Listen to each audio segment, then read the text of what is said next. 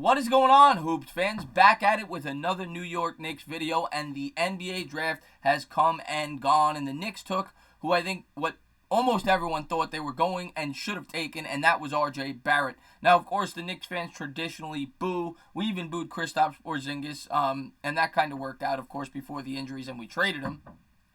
But Porzingis was certainly worthy of that 4th overall selection, and we hope Barrett works out that way as well.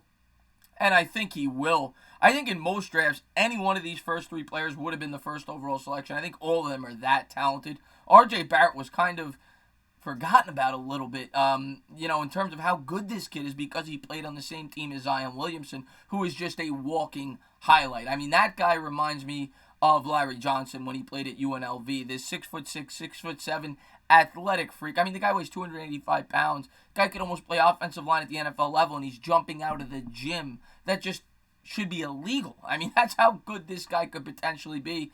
And John Morant was the first player ever to average 20 points and 10 assists in the same season for Murray State.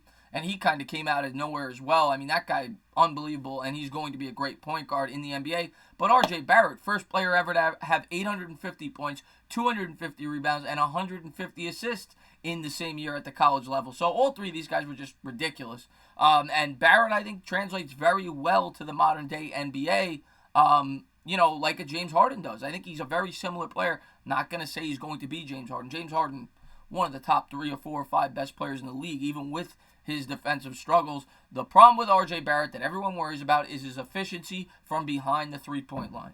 He shot 30% from college distance, but he's still 19 years old, and he could certainly improve that. He has great lineage. His father played collegiate at St. John's, and then played overseas. And Steve Nash is his godfather, and of course we all know Steve Nash, one of the best players to ever put on a pair of shorts.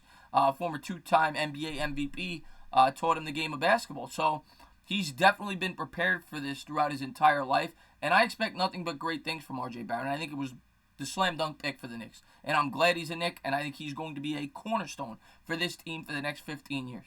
I absolutely love the pick. Now, with free agency coming up, we all were so excited this year as Knicks fans for the possibility of bringing in some big time talent and competing like that overnight. The Knicks freed up $70 million when they got rid of Kristaps Porzingis, but unfortunately, it's not always that simple. Kevin Durant was rumored to be in the cards, and he still may be a Knick. Problem is, he tore his Achilles, so he's not going to play this year, even if we bring him in, and he's not guaranteed to be the same player. Kyrie Irving seems to be going to Brooklyn, and the recent rumors have come out that Durant is going to join him. Now, that may change, who knows, but that's what it sounds like right now. Kawhi Leonard, who the Knicks are definitely in on, as they should be, might be the best player in basketball right now. I doubt he comes here. There's been no rumors to say that he'd be interested in here. He's coming off an NBA title with Toronto. Good chance he stays there, and if he doesn't, most people think he would go over to the West Coast and probably play for the Clippers. So where does that leave the Knicks? Perry and Mills have come out and said that they don't plan on signing second-tier stars to max deals. Which means if Jimmy Butler becomes available, which he probably won't, but if he does, cross him off the list. To me, he's a second-tier talent. If you bring in a Durant and bring in a Butler, fine, but if Butler's your only guy, it's a bad move, and I think Perry and Mills know that. The same could be said for Kemba Walker, who, again, I don't think he's leaving anyway. All signs point to that he will probably sign the Supermax with Shard if they obviously give him that offer. But he even said he would take less to stay in Charlotte. So I think Kemba Walker stays with the Hornets.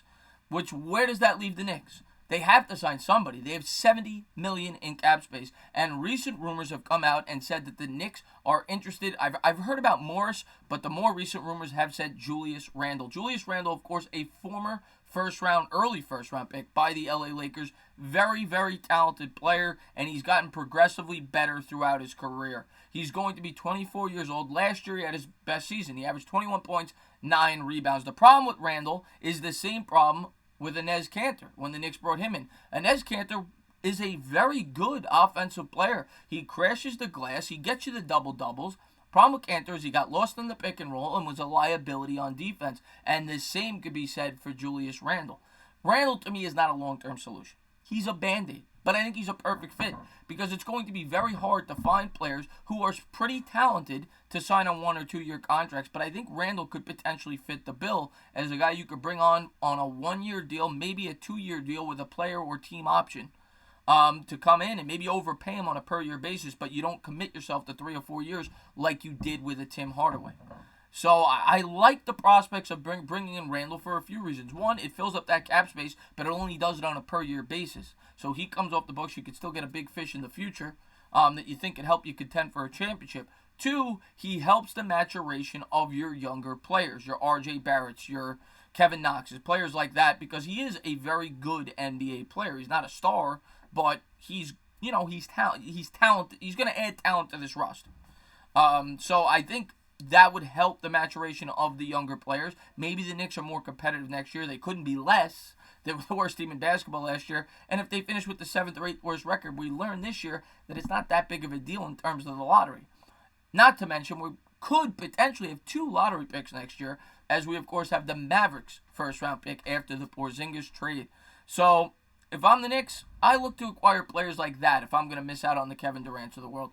Good players that are willing to sign a 1 or 2 year deal. So it still gives you that flexibility moving forward if a big-time talent comes available to sign him to that 4 or 5 year contract. But that's where I think the Knicks stand, and that's why I think they're interested in Julius Randle. But RJ Barrett, great pick. We have some young cornerstones on rookie contracts with Barrett, with Knox, with Robinson. Cap space for the foreseeable future, as long as we don't waste it on a deal similar to a Hardaway or an Amari Stoudemire with the bad knees when we sign him. You have to remain diligent. You have to continue with the youth movement if you cannot get a premier talent. And that's where I think the Knicks mindset is, and it's where it should be. We have to remain patient, Knicks fans, but we got ourselves a very talented player that will be a cornerstone for years to come. RJ Barrett is going to be a great player in this league. As always, if you liked what you watched, please subscribe, drop a comment, maybe give me a little thumbs up.